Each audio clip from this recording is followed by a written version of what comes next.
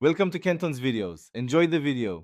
In this video, I will explain how to make a smoothie tasty.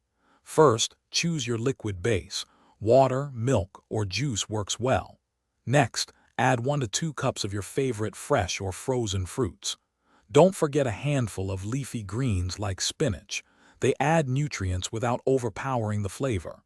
This foundational step ensures a great start to your delicious and healthy drink. To elevate your smoothie, consider adding a spoonful of nut butter or seeds for healthy fats and a wonderfully creamy texture.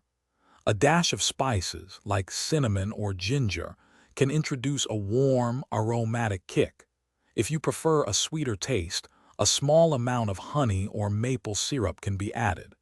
These additions truly make a difference. Now it's time to blend.